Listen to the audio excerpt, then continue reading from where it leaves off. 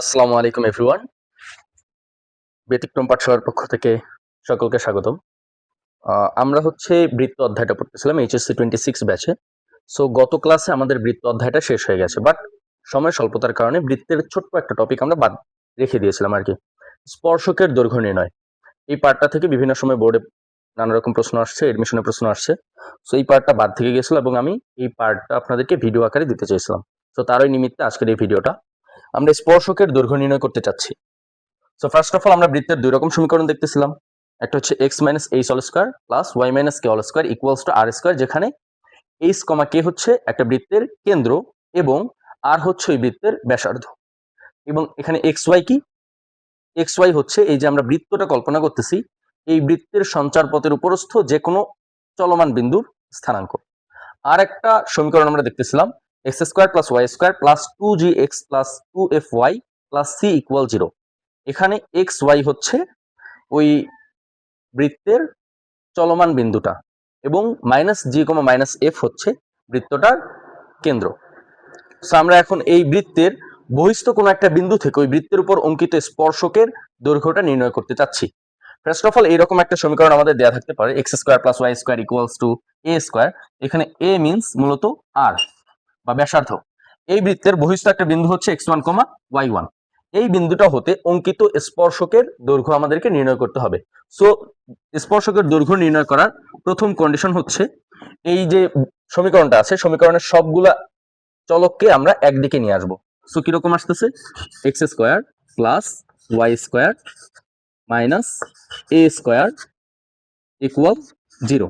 এবং আমরা এখন যে সমীকরণটা পেলাম এই সমীকরণটাকে জাস্ট এই যে এই বিন্দু দ্বারা সিদ্ধ করে দিয়ে বর্গমূল করে দিলেই আমরা বৃত্তের স্পর্শকের দৈর্ঘ্যটা পেয়ে যাব। অর্থাৎ স্পর্শকের দৈর্ঘ্য হবে দৈর্ঘ্য সমান রুট ওভার এক্স এর জায়গায় বসবে x one all square plus y এর জায়গায় বসবে ওয়াই ওয়ান স্কোয়ার মাইনাস এ স্কোয়ার। এটা ক্যালকুলেশন করে যে মানটা চলে আসবে তত এককে হচ্ছে বৃত্তের স্পর্শকের দৈর্ঘ্য। আশা করি এতটুকু বুঝতে পারছি। এবার আমাদেরকে আরেকটা সমীকরণ দেওয়া থাকতে পারে যেটা হচ্ছে x square plus Y square plus 2gx plus 2fy plus c equal 0। এই বৃত্তটা মানে বৃত্তের সমীকরণটাতে আমরা দেখতে পাচ্ছি যে চলকগুলা সবগুলো একদিকেই আসে, বাম পক্ষে আসে। সো এটা নিয়ে আলাদা করে আমাদের আর কোনো কাজ করার দরকার নেই। এটার বহিস্থ একটা বিন্দু হচ্ছে কি x one comma y one. এই বিন্দু থেকে আমরা স্পর্শকের দৈর্ঘ্যটা বের করতে চাচ্ছি। সো দ্যাট আমরা দৈর্ঘ্য সমান ডিরেক্ট লিখে দিব দৈর্ঘ্য is equals to root over x one, x এর জায়গায় বসবে এক্স ওয়ান এবং ওয়াই এর জায়গায় বসবে y one. So x one square plus y one square plus 2g(x1) plus 2f(y1) plus c। এটা মান বসায় দেবো, জাস্ট বর্গমূল করে দেবো। যে মানটা আসবে তত এককই হচ্ছে আমাদের স্পর্শকের দৈর্ঘ্য। ঠিক আছে, আশা করি আমরা এতটুকু বুঝতে পারছি। সো একটু চোখ বুলিয়ে নেই। জাস্ট সমীকরণটাকে আমরা একদিকে নিয়ে আসবো এবং অন্যদিকে 0 রেখে দেবো। এরপর বহিস্থ যে বিন্দুটা দেয়া থাকবে, যে বিন্দু থেকে আমরা স্পর্শকের দৈর্ঘ্যটা নির্ণয় করতে চাচ্ছি, সেই বিন্দু দিয়ে সমীকরণটাকে সিদ্ধ করে দেবো এবং বর্গমূল করে দেবো। দেওয়ার পর যে মানটা আসবে সেই মানটাই হচ্ছে আমাদের ওই প্রদত্ত বিন্দু হতে প্রদত্ত বৃত্তের উপর অঙ্কিত স্পর্শকের দৈর্ঘ্য। আশা করি এতটুকু বুঝতে পারছি। তো এবার আমরা একটা প্রশ্ন দেখি। প্রশ্নটা হচ্ছে 1, -1 হলো x square plus Y square minus 2x minus 2y plus 7 equal 0 বৃত্তের বহিস্থ একটি বিন্দু।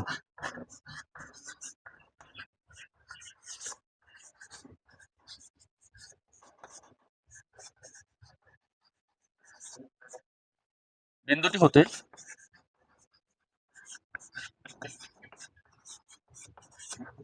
প্রদত্ত বৃত্তের উপর অঙ্কিত স্পর্শকের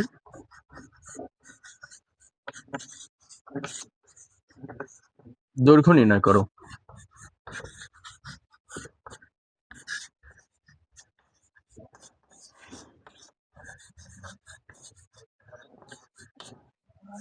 আমাদেরকে 1, অর্থাৎ বৃত্তের বহিস্থ বিন্দুটা দেয়া আছে।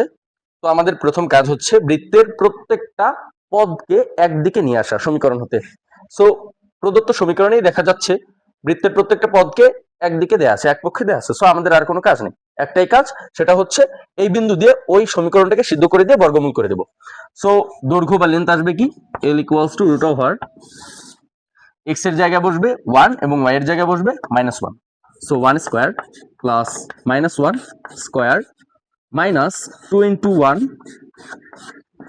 minus 2 into -1 plus 7 is equal √1 plus 1 means 2 minus 2 minus plus 2, so vanish হয়ে যাবে, plus 7, 2 plus 7 means √9, √9 means 3 unit. So √9 মানে প্লাস মাইনাস 3 হলো না কেন?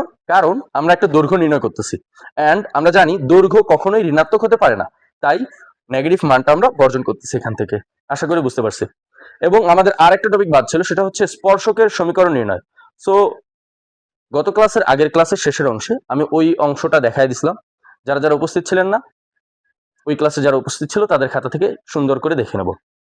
সো থ্যাংক ইউ সকলকে, আসসালামু আলাইকুম।